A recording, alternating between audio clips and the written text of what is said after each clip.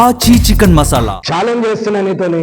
ఎమ్మెల్సీది కేసీఆర్ గారా, కేటీఆర్ గారా, కవిత గారా, ఎవరు డబ్బులు ఇచ్చారో, నువ్వు ఎవడి పేరు ఎత్తుకున్నావో, నీ పార్టీలోనే ఉన్నాడు ఇప్పుడు రంజిత్ రెడ్డి, అప్పుడు టీఆర్ఎస్ నుండే. రా పోదాం, మాట్లాడదాం, నీ ఈద్గా మీద కూర్చుందాం, నీ దర్గాలో కూర్చుంటా, నీ మసీద్లో కూర్చుంటా, నా కుటుంబాన్ని తీసుకొని వస్తా.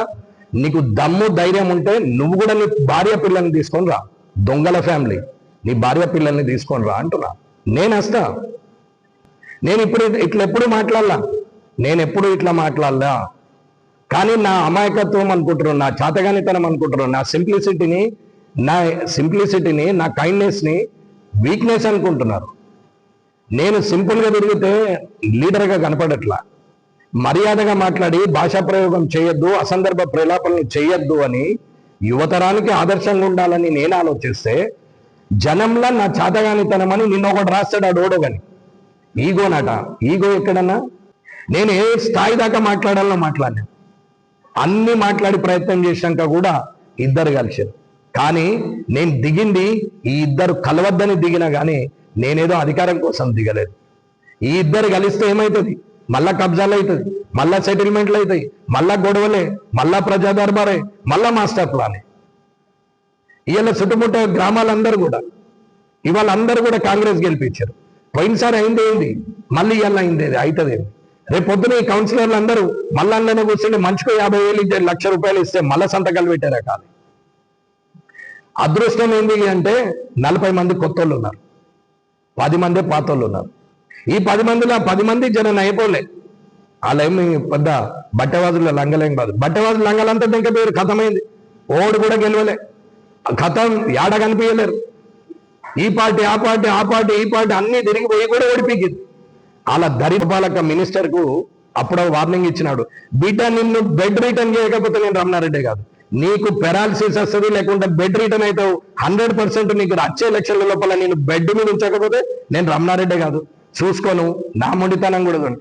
దీనికి అడ్డం మా అన్న, మా గురువు, మావోడు అని చెప్పి వాడేగొస్తే ఓడన్న ప్రెస్ మీట్ పెట్టే, బిడ్డ నీ బట్టలు అండర్ పెడితే సహా ఇప్పకపోతే చూస్తా. నేను ఎవరు సత్యపోసగాడు కిందిన్నాడు, ఏమేం చేసిండో అన్ని తెలుసు. వాళ్ళది కూడా మాట్లాడు.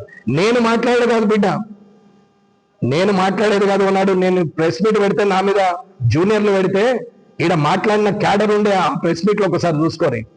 నీచం చేయడానికి పోయిందిరా, వంద గీకరికి పోయిందిరా అన్నారు. రేపటి నుంచి అవే భాషలు వస్తాయి అన్న. నేను మారా 100%. ఇది ఇయ్యాలటికి పరిమితం. ఒకవేళ ఇదే భాష నేను కొనసాగించాల్సి వస్తే అది ప్రజల క్షేమం కోసమే మాట్లాడతా, కానీ నా అవసరం కోసం కాదు. అవినీతి జరగద్దు అనేది నా నిర్ణయం. యువతకు మంచి సంకల్పం ఉండాలా, ముందుకు రావాలా, రాజకీయంలో డబ్బులు పెట్టకుండా గెలవాలనేది నా కోరిక. నీతి నిజాయితీని, కరప్షన్ లేకుండా ప్రజాస్వామ్యంలో నడవాలనేది నా కోరిక. అది ఇప్పుడు జరగకపోవచ్చు, 5 ఏళ్ళకి కావచ్చు, 10 ఏళ్ళకి కావచ్చు, 15 ఏళ్ళకి కావచ్చు. ఆ దేవుడే కనకరిస్తే నాకే అవకాశం పెట్టుకొని ఇంతమంది దగ్గర డబ్బులు తీసుకున్నావు. ఇది క్లియర్గా చెప్తున్నా. వీలైతే షాగల్జన్ దగ్గరకు పోతా, వటెక్స్ వర్మ దగ్గరకు పోతా, మొత్తం తీస్తా బిడ్డ. నువ్వు హైదరాబాద్లో ఏమేమి దందా చేస్తున్నావు. ఇలా తిక్కశంకరయ్య కానీ, లక్ష్మీనారాయణ కానీ, డిఎస్పీ కానీ ఎవరైనా సరే నేను మొత్తం ఆధారాలతో చూపెడతా. ఇది నిజం. నువ్వు పైసలు గిన వాపస్ ఇయ్యలేదు. ఈ కామారెడ్డిలో కానీ, నిజామాబాద్లో ఇచ్చిన వాళ్ళు కానీ వీళ్ళందరికీ నువ్వు పైసలు గిన వాపస్ ఇవ్వకపోతే, నువ్వు పని చేయకుండా నీ దగ్గర డబ్బులు ఉంచుకుంటే బిడ్డ మళ్ళొక ప్రజా దర్బార్ అవుతుంది. మొత్తం మంది రాళ్ళగొట్టి వసూలు చేసినట్టు. అప్పుడే ఎమ్మెల్యే లేను, ఇప్పుడు ఎమ్మెల్యే ఉన్నా. నువ్వా నా నీతిని శంకించావు? నువ్వు నాకు మాట్లాడుతున్నావా? ఈ ఫామ్ హౌస్ లో ఉన్నావా? నీ రేషన్ షాప్ గురించి తీస్తా, నీ మొత్తం కుటుంబం కథ చదువుతా.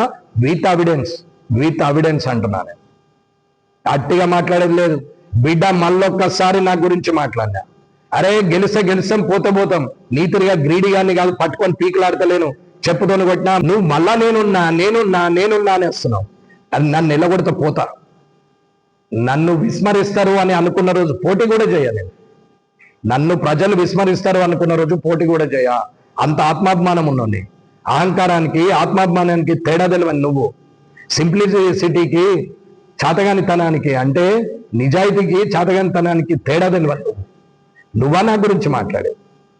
దొంగలు కాదా మీరంతా? రియల్ ఎస్టేట్ పొత్తులో వీళ్ళంతా పేర్లు చెప్పినారు. వీళ్ళందరూ 2 పార్టీలలో ఉన్నారు.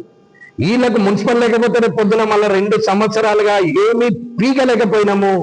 రేపు పొద్దున మళ్ళీ ఏమైనా పీక్కోవాలంటే ప్రజల దగ్గరికి పీక్కోవాలంటే మళ్ళా మా వాడు ఉండాలని చెప్పి ఇలా 3 కోట్ల బేరం చేసి చేశారు.